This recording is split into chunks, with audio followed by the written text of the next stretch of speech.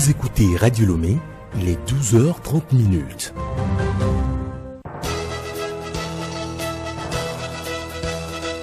Le journal Bénédicte Kanda.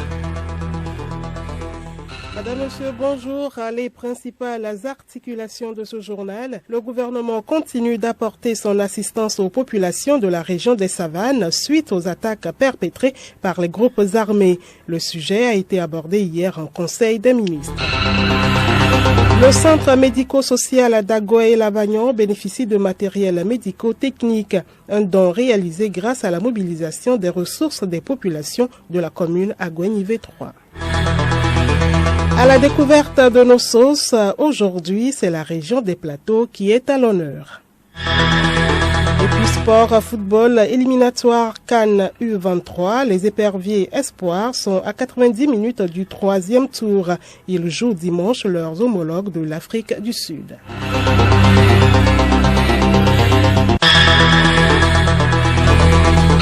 radiolomé.tg. Bienvenue à tous. Le Conseil des ministres s'est réuni hier sous la présidence du chef de l'État, Faure Essaoghna Singbe. Le Conseil a examiné un avant-projet de loi, un projet de décret et écouté 3 communications, dont celle relative à l'assistance apportée aux victimes des attaques terroristes dans la région des Savanes. Le Togo a en effet enregistré plusieurs déplacés, dont des populations de pays voisins qui se sont réfugiés en territoire togolais. Au total, 789 ménages représentant 4175 personnes déplacées ont été recensés. Des appuis en vivres et non-vivres leur ont été apportés. Par ailleurs, des équipes techniques composées de psychologues et d'agents sociaux ont été déployées sur le terrain pour assurer une prise en charge psychologique aux victimes. Une autre aide, le centre médico-social d'Agoé-Lavagnon a bénéficié hier de matériel médico-technique, un don composé d'un spectrophotomètre, d'un mixeur de sang, de 2 lits gynécologiques et de 3 tensiomètres. Un geste de la mairie d'Agoé-Nivé 3 qui entre dans la première phase de son projet Digne Maternité. Charlotte Ahar. D'un coût total de plus de 3 700 000 francs CFA, ce don a été possible grâce à la mobilisation des ressources des populations de la commune Agoé-Nivé 3. Adokanou Yao, maire de la dite commune. Ce projet, c'est pour améliorer la qualité des soins de santé dans le CMS Agoé-Lavagnon. Parce que le conseil municipal avait remarqué qu'il y avait tellement de défaillances dans les prestations ici. Cela est dû au manque de matériel adéquat. Il était important que nous puissions monter ce projet-là. C'est ce que le conseil a fait et nous a donné le mandat de piloter jusqu'à aujourd'hui. Cette initiative a bénéficié de l'appui technique du projet Amplify PF des États-Unis. Dr Guédé Kossi Cyril, représentant résident de Amplify PF. Notre projet est un projet de santé, mais qui veut aussi aider les communes à améliorer la mobilisation des ressources autochtones pour la mise en œuvre des activités dans le domaine de la santé. Ainsi, nous avons formé les maires et les élus et d'autres staffs personnels des mairies en juin 2020 sur les techniques de mobilisation des ressources. Après cette formation, nous sommes là aujourd'hui à la remise des équipements que cette mobilisation a permis d'acquérir. Les responsables préfectoraux de la santé ont remercié le donateur et promis faire un bon usage de ce matériel.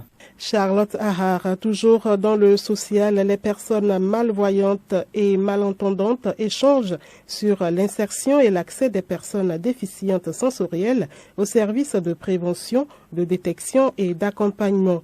Elles ont démarré hier à Lomé un atelier régional pour procéder au lancement officiel de leur projet de scolarisation d'enfants à déficience dénommé Déficience AO. Clarisse Tombité. Ils sont certes des personnes à déficience sensorielle et auditive, mais dotées de talent. Venus de 6 pays d'Afrique, dont le Togo et la France, ils vont pendant 9 jours partager leur expérience pour mettre en place un modèle organisationnel d'intervention rapide en matière de défense des droits des personnes déficientes sensorielles. Philippe Kota, président du consortium. C'est avant tout un projet destiné à permettre aux professionnels de ces champs d'activité qui prennent en charge les enfants déficients sensoriels, qu'ils soient malentendants, sourds, aveugles, de bénéficier de compétences, d'expériences et de formations au sein d'ateliers qui sont conduits pendant plusieurs exercices, plusieurs années et qui seront d'ailleurs sans doute renouvelés. En la matière, plusieurs actions ont été mises en place au Togo, mais des défis restent à relever. Amo Djolom Manzameso, président du conseil d'administration de l'association togolaise des aveugles. Les enfants handicapés sensoriels sont encore déscolarisés. Donc il s'agit ici de créer encore des cadres pour permettre à ces enfants-là d'aller à l'école. Donc c'est de renforcer les capacités de notre système éducatif, de mettre des structures en place ou de renforcer celles qui existent afin de permettre l'atteinte de ces objectifs-là. Nous voulons amener l'État à nous accompagner davantage, à aller au-delà de ce qu'ils font déjà. Le projet Déficience à eau va durer 3 ans.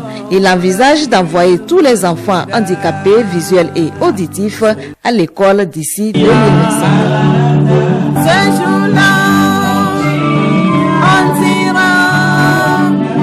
La suite de ce journal, une réunion régionale de 3 jours a débuté ses travaux hier à Lomé. Il s'agit du 3e forum de la CEDEAO sur l'éducation à la culture de la paix à travers le dialogue intra- et interreligieux.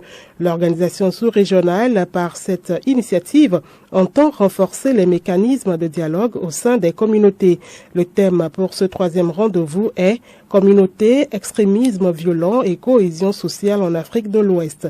Ouvrant les travaux du forum, le ministre des Affaires étrangères, Robert Doucet, a touché du doigt la nécessité pour tous les États de construire les conditions durables de la paix. À la vérité, pas de paix dans le monde sans la paix entre les religions, disait Han Kung. Construire la cohésion sociale dans une région en proie à l'extrémisme violent, pour construire la cohésion sociale dans les contextes difficiles actuels de nos États et de notre région, il faut agir sur les dynamiques conflictuelles entre communautés susceptibles d'alimenter et de fournir de carburant à l'extrémisme violent. La CEDEAO attend des recommandations qui vont lui permettre de disposer d'un plan d'action efficace pour la culture de la paix et les conditions de cordialité sociale entre chrétiens et musulmans. La grande finale de la 5e édition de EcoBank FinTech Challenge 2022 se déroule aujourd'hui à Lomé. Sur 700 concurrents de 59 pays, 6 sont retenus pour cette finale. Ces finalistes viennent du Sénégal, du Nigeria, de la RDC, de l'Afrique du Sud et du Togo. FinTech Challenge de l'EcoBank a pour objectif de mener le continent africain vers de nouvelles frontières dans le domaine de la banque numérique. La ministre de l'économie numérique, Mme Sina Lawson, à l'ouverture de la cérémonie, s'est réjouie de cette initiative tout en relevant l'impact de ce challenge FinTech dans le développement économique du Togo. Nous y reviendrons dans nos prochaines éditions. Le Togo a un nouveau document sur la passation des marchés. Il a été validé hier au terme de 3 jours d'échange. Les participants ont fait 9 recommandations. Pour cette professionnalisation de passation de marché au Togo, 34 formateurs ont été retenus. Quelques-uns se sont prononcés au micro d'Odette Pira. Moi, j'ai participé à la formation sur les contrôles des marchés publics. Alors cette formation, ça va me permettre d'abord dans mon service en tant que membre de la commission de contrôle des marchés publics d'être plus efficace dans mon domaine. Ensuite, en tant que membre du bassin national des formateurs, ça me permettra là aussi d'être efficace dans la formation que je donne maintenant à ceux qui font aussi ce métier, bien cette profession de marché public, de passation de marché public. africaine. J'ai été formé sur la passation dans les marchés publics, et plus précisément la régulation, qui consiste à faire le suivi de l'exécution des marchés publics et à s'occuper également de la gestion des réclamations et du règlement des litiges qu'on pourra connaître aussi bien à la phase de passation qu'à celle de l'exécution dans les marchés publics. Les audiences se poursuivent à la cour d'assises de Lomé. Meurtre, violence volontaire aggravée, viol et pédophilie, ce sont les sujets qui sont sur la table des juges ce vendredi. Bientôt, ces dossiers seront traités dans les tribunaux criminels selon le nouveau code pénal. Des précisions avec le procureur général près cour d'appel de Lomé, Poyodi et So les âmes. Le nouveau code sur l'organisation judiciaire a prévu les tribunaux criminels et les cours d'appel criminels. Ça veut dire quoi? Concrètement, très prochainement, lorsque toutes les conditions seront réunies, ces juridictions prendraient la relève. Ça veut dire que les infractions, les crimes seront jugés au premier degré par les tribunaux criminels. Et donc, ces tribunaux relèvent des tribunaux de grande instance. Et vous savez que le nouveau code de l'organisation judiciaire prévoit un tribunal de grande instance par région. Alors, il y a un double degré de jugement qui a été donc institué. Ça veut dire que concrètement, l'accusé qui n'est pas satisfait peut relever appel de la décision et alors la chambre criminelle de la cour se trouve compétente. Écoutez Radio Lomé sur le web sur le www.radiolomé.tg. Nous vous l'annoncions en titre à la découverte des sauces de chez nous, ceci à la faveur du mois du consommé local. Nous vous présentons aujourd'hui l'une des principales sauces identitaires de la région des Plateaux, la sauce claire, communément appelée foufou d'Essie. Elle nous est cuisinée par Hortense Djoua. Marmite au feu avec eau moyenne, les condiments comme tomates fraîches, aubergines, piments, surtout vert, ail, oignon, gingembre écrasé et quelques gombos suivent pour cette sauce dite claire. À ces condiments s'ajoute soit de la viande ou du poisson fumé.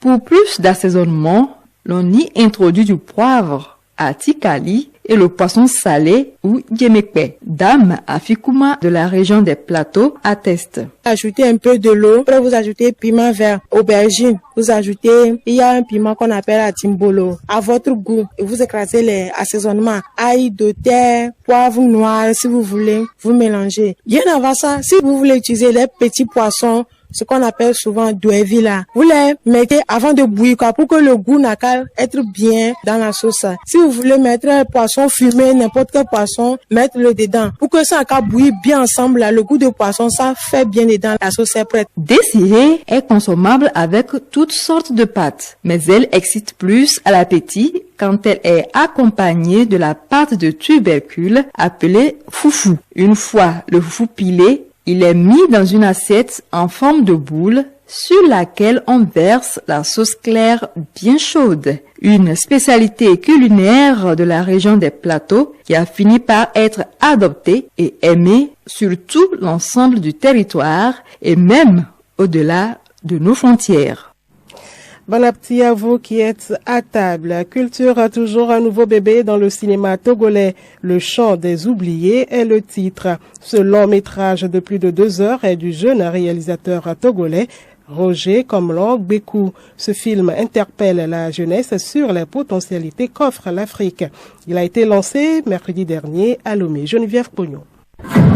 Je suis en colère contre la vie et surtout contre Dieu s'il existe vraiment. Le jeune homme avec qui vont. Je ne peux quand même pas prendre le risque. C'est un extrait du film Le Chant des oubliés. Il raconte l'histoire de millions de jeunes africains voulant quitter leur continent, guidés par le rêve d'une vie meilleure en Europe. Une Afrique meilleure peut être construite avec des jeunes optimistes, selon Roger Komlang Bekou, le réalisateur. Maounion, c'est un jeune entrepreneur qui a beaucoup vécu en Europe et a décidé de venir aider la jeunesse africaine. Donc il est rentré à Makani Sidi et de là, il a eu l'idée de créer une ferme agricole pour rassembler toute la jeunesse et pouvoir s'associer, travailler pour faire avancer l'Afrique. Nous avons parlé de l'immigration dans le film, nous avons aussi parlé de la violence faite à la femme. Nous avons aussi parlé de l'entrepreneuriat parce que on essaie d'inciter toute la jeunesse africaine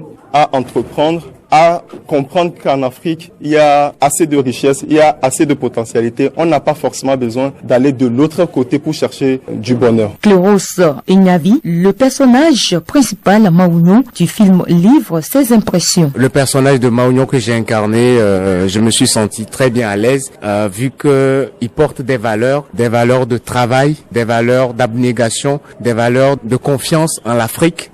Puisque c'est de ça qu'il s'agit. Après avoir passé des années en Europe, il décide de revenir chez lui pour mettre ses compétences au service de son pays et voilà, aider ses frères et sœurs. Donc c'est avec joie, c'est avec une fierté sans équivoque que j'ai incarné ce personnage-là. Écrit par le scénariste Kossi Avissé et produit par Avisk World Studio, Le Chant des Oubliés est la version long métrage de Roger Bekou, un film qui lui a valu beaucoup de trophées. Ce film vient compléter la liste du réalisateur comme Visa, Le Passeport et autres. L'avant-première ou la première projection du film est prévue le 10 décembre prochain à l'hôtel du 2 février. Geneviève Pognon, restons avec vous pour le menu de l'agenda culturel. 21e fête du cinéma d'animation, La Traversée, un film de Florence Miele est projeté ce vendredi 28 octobre à partir de 19h à l'Institut français du Togo. Autre sujet, Renaître, c'est le nom d'une exposition d'œuvres d'art de l'artiste plasticien togolais Félix Agbokou. Le vernissage se déroule du 8 au 19 novembre prochain. Les visites libres se déroulent de mardi à samedi de 10h à 17h. L'agenda culturel est aussi du concert live. L'artiste Elom Vince est impatient de vous retrouver pour un spectacle dénommé Yéyé Nouveau en Éveil. Ce sera le samedi 5 novembre à l'Institut français du Togo. L'artiste nous invite à une balade spatiale temporelle entre passé, présent et futur, faite de la musique, de danse, de vidéos et de performances. Soirée de marionnettes et de percussions avec Baobab Musique. C'est ce vendredi 28 octobre à partir de 19h à l'espace culturel à l'Odé 6 à Difakuta. Et puis du spectacle de contes théâtralisés. L'événement se tient le 9 novembre prochain à Goethe Institut à partir de 19h.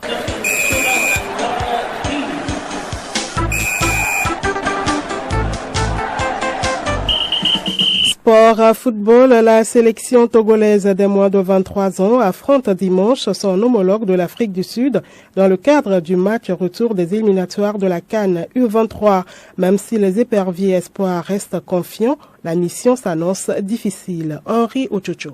Arrivés en terre sud-africaine jeudi, les poulains d'Afizou Traoré ont entamé le travail histoire de se préparer au mieux pour relever l'immense défi qui les attend contre les Sud-Africains.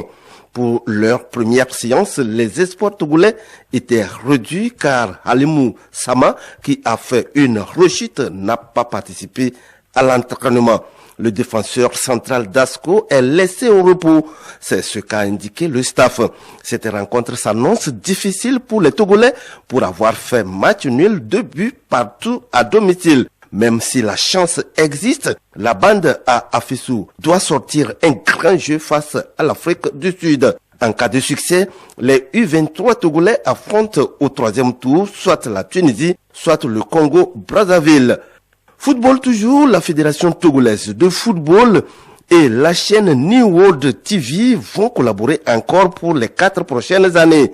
Les deux parties ont signé jeudi une convention de partenariat relative à la diffusion du championnat de première division pour une durée de 4 ans. Ce nouveau partenariat entre New World TV et la FTF inclut le sponsoring de la Lonato. Cette dernière, en échange de visibilité sur ses produits, aura son nom comme sponsor. Du coup, le championnat de première division, qui regroupe les 16 meilleurs clubs et se joue en 30 journées, s'appellera désormais 2-1 Lonato. La Lonato et New World TV fourniront aux 16 clubs de la première division des jets de maillots et des ballons. Rappelons que le championnat démarre le 6 novembre prochain. Et puis, la deuxième édition des Journées nationales des sports, c'est ce samedi de 7h à 10h sur toute l'étendue du territoire national. À cet effet, le ministre des Sports et des Loisirs invite tous les concitoyens et concitoyennes à sortir massivement chacun et chacune dans sa tenue de sport pour participer activement aux activités physiques et sportives organisées à cet effet pour renforcer leur santé et bien-être. Le ministre rappelle que comme la première, cette deuxième journée sera marquée à la fin par des séances de sensibilisation portant sur la santé, le vivre ensemble, la salubrité publique, la cohésion sociale et la paix. Et puis l'information insolite du journal pour terminer. En Côte d'Ivoire, la recherche du gain facile a eu raison d'un agent de police. En effet, cet agent de police a osé inventer la mort de sa belle-mère pour assouvir ses desseins, empocher la somme de 10 millions de francs CFA auprès de la compagnie d'assurance. L'indigne agent de police avait réussi à corrompre les médecins pour obtenir un faux certificat de décès. 2 ans seulement après, le policier remet le couvert. Cette fois, il fait croire à la banque que sa sœur aînée a rendu l'âme. Malheureusement pour lui, l'assureur ne tombe pas dans son filet. Les responsables de la compagnie d'assurance informent la police économique. Elle lui donne un rendez-vous pour retirer son chèque. Une fois sur place, le policier malhonnête est cueilli à froid.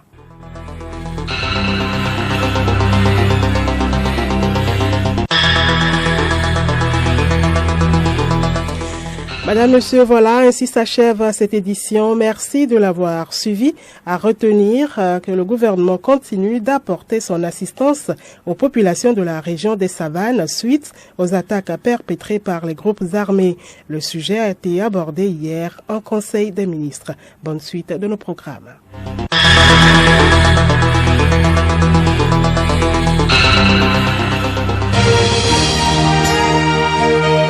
Radio Lomé, boîte postale 434, email radiolomé@radiolomé.tg. Radiolomé.tg